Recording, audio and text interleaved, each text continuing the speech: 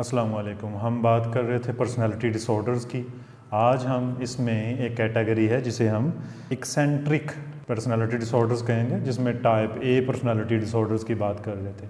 इसमें जो पहली कैटेगरी है इसको हम कहेंगे पैरानॉइड पर्सनालिटी डिसऑर्डर, पीपीडी।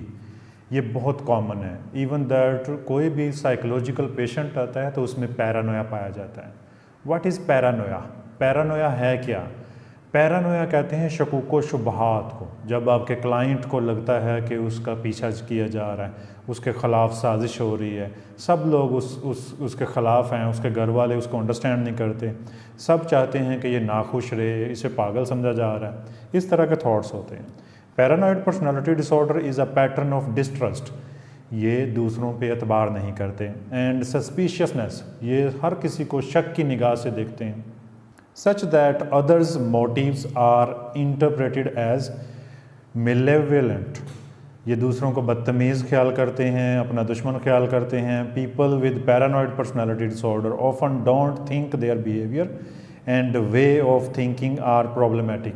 इनको ज़रा भी एहसास नहीं होता कि इनका सोचने का अंदाज़, देखने का अंदाज़ गलत है या इनमें कोई मसला है। ये समझते हैं कि मसला दूसरे में है। ये बड़े सनकी से अफराद होते हैं। इनको यही लगता है कि मेरे घर वाले जो हैं उनमें मसाइल हैं, मैं बिल्कुल ठीक हूँ। इनको पता नहीं क्यों लग रहा है कि मैं कुछ शक्की हो गया हूँ। इनको पता नहीं क्यों ऐसा लग रहा है कि मुझे बेजा खौफ है। मुझे तो असली खौफ है और ये है, मुझे ये थ्रेट है, मुझे इस बाई से खौफ है, मेरे वालिद साहब से मुझे खौफ है, ये मुझे मार देंगे। हमारे पास यहाँ पे पेशेंट्स आते हैं, उसमें ये चीज़ पाई जाती है, वो अपने ही फैमिली मेम्बर से उनको पैरानोया होता है। कोई अपने बाप के साथ जाना पसंद नहीं कर रहा कि ये मेरा गला दबा देगा, मुझे पता है ये पहले भी कोशिश कर चुका है।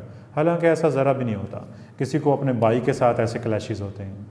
It is important to note that people with PPD don't experience delusions और हेलुसिनेशंस। ये चीज़ बहुत ही अहम है। ये चीज़ बहुत अहम है कि पर्सनालिटी डिसऑर्डर जो पैरानॉइड पर्सनालिटी है, इसमें डिल्यूजन और हेलुसिनेशंस नहीं आएंगे। स्किज़ोफ्रेनिया में आएंगे, साइकोसिस की और कैटेगरीज में आते हैं। इवन दैट मूड डिसऑर्डर्स जो है वो अगर एक हद से बढ़ जाए तो उसमें भी, बाइपोलर डिसऑर्डर्स में भी हेलुसिनेशंस और डिल्यूजन्स आते हैं। लेकिन पैरानॉइड पर्सनालिटी डिसऑर्डर में हेलुसिनेशंस और डिल्यूजन्स नहीं आएंगे। व्हाट इज़ हेलुसिनेशंस और डिल्यूजन्स? ये चीज़ आपको पता होनी चाहिए। डिल्यूजन्स क्या होते हैं? रॉन्ग, फॉल्स, अनशेकेबल बिलीव्स, ये डिल्यूजन्स होते हैं। यानी फ़र्द को लगता है उसके जो ख्यालात हैं, उसके जो बिलीव सिस्टम हैं वो ठीक नहीं होते हैं, बिल्कुल ही वो टोटली अनरियलिस्टिक होते हैं। जैसे कोई शख्स कहे कि मैं इस वक्त इधर भी बैठा हुआ हूँ और मैं अमेरिका में मौजूद हूँ, ये उसका डिल्यूजन है। किसी को लगे कि उसकी सोचें रिकॉर्ड हो रही हैं, उसकी सोचें टीवी पे आती हैं, ये भी डिल्यूजन्स हैं। हेलुसिनेशंस क्या होंगे?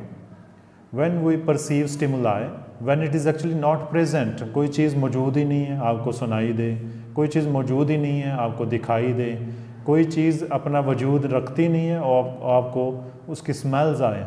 तो कई तरह के हेलुसिनेशंस होते हैं, डिल्यूजन्स होते हैं। With paranoia as commonly seen in schizophrenia, schizoaffective disorders, ये आमतौर पे स्किज़ोफ्रेनिया में पाए जाते हैं, पैरानोया में नहीं पाए जाते हैं। Swear manic episodes bipolar disorders में पाए जाते हैं। अगर हम पैरानॉइड पर्सनालिटी डिसऑर्डर के ऑनसेट की बात करें कि इसकी शुरुआत कब होती है, ये डेवलप होना शुरू हो जाता है बचपन से ही, लेकिन इसका ज़हूर, इसकी सिम्टम्स कब रूनुमा होती हैं, वो लेट टीन्स और अर्ली अडल्टहुड में शुरू हो जाती हैं। यानी जब आप टीन ईयर्स के लास्ट पे होते हैं और तब ये साइन एंड सिम्टम्स आना शुरू हो जाती हैं। Signs and symptoms of paranoid personality disorder, कौन कौन से साइंस और सिम्टम्स हो सकते हैं?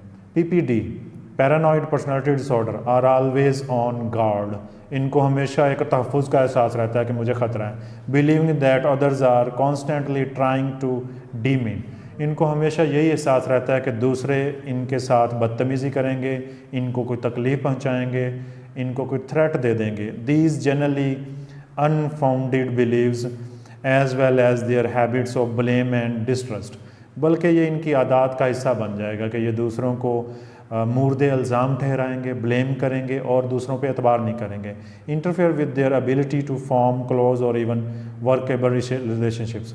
ये इतना ज़्यादा ब्लेम और डिस्ट्रस्ट, मिसट्रस्ट अदर्स में पड़ जाते हैं, दूसरों पे नाकाबिल एतबारी इतनी ज़्यादा हो जाती है कि ये अपने जो वर्क प्लेस रिलेशंस होते हैं वो भी खो देते हैं, और बिज़नेस अगर कर रहे हैं तो उनमें भी इनको फिर प्रॉब्लम आते हैं। People with this disorder severely limit their social lives. इनकी जो समाजी ज़िंदगी है वो बुरी तरह मुतासर हो जाती है। पीपल विद पैरानॉइड पर्सनालिटी में डाउट द कमिटमेंट। ऐसे लोगों को हमेशा शक रहेगा जो इन्होंने कमिटमेंट्स की होती। लॉयल्टी और ट्रस्ट वर्दीनेस ऑफ अदर्स। दूसरे उनके साथ लॉयल नहीं है, इनको हमेशा ये ख्याल रहता है। बिलीविंग अदर्स आर एक्सप्लॉइटिंग और डिसीविंग देम। इनको लगता है कि दूसरे हमेशा इनका इस्तेहसाल करते हैं, इनका हक मार देते हैं, इनके साथ धोखा करते हैं। Be reluctant to confide in others और रिवील पर्सनल इंफॉर्मेशन। ये दूसरों के साथ इंफॉर्मेशन शेयर करने में भी बेदिली महसूस करते हैं, रिलक्टेंट फील करते हैं। They are afraid that information will be used against them. उनको लगता है कि ये लोग इनकी इंफॉर्मेशन को इनके अगेंस्ट यूज़ कर लेंगे। Be unforgiving and hold grudges. ये रंजिशें पाल लेते हैं, दिल में दिमाग में जमा कर लेते हैं, ये दूसरों को माफ़ नहीं करते। Be hypersensitive and take criticism poorly. ये इतने ज़्यादा हाइपर सेंसिटिव होते हैं, ज़रा ज़रा सी बात पर ये तलमला उठते हैं। Read hidden meanings in the innocent remarks और कैजुअल लुक्स ऑफ अदर्स।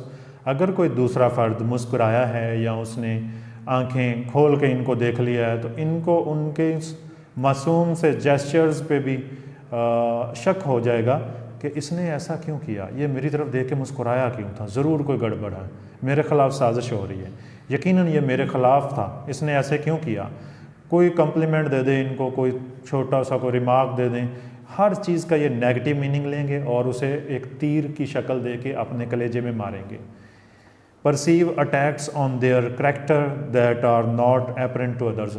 ये लोगों की बातों को अपने ऊपर हावी करते हैं, इनको लगता है कि इनके किरदार के ऊपर कीचड़ उछाला जा रहा है, जबकि दूसरे लोगों को ऐसा नहीं लग रहा होता। मसलन किसी शख्स ने बड़ी महफिल में कोई बात की, सबको वो बात नॉर्मल लगी, लेकिन जो उनमें पैरानॉइड पर्सनालिटी डिसऑर्डर वाला बैठा होगा उसे वो बात ऐसे लगेगा जैसे उसके करैक्टर को तनकीद की गई है।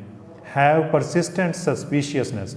इनमें जो शुकूक व शुबहात की टेंडेंसीज होती हैं वो परसिस्टेंट होती हैं, ये नहीं है कि कुछ अर्सा के लिए थी, वो मुकम्मल रहती हैं विदाउट जस्टिफाइड रीजंस। उसकी कोई एक सिंगल रीज़न भी नहीं मिलती जिसे आप वैलिड कह सको, ये रीज़न भी पेश नहीं कर सकते। इनको लगता है कि इनके जो पार्टनर्स हैं, इनके जो जीवन साथी हैं, वो इनके साथ अनफेथफुल हैं, वो इनके साथ लॉयल नहीं है, इनको वो डॉज कर रहे हैं। बी कोल्ड, ये सर्द मोहर सर्द मजाज होते हैं। And distant in their relationships, अपने रिलेशनशिप्स को भी ये डाउटेड होते हैं, शक की नज़र से देखते हैं। Not see their role in problems और conflict, believing they are always right.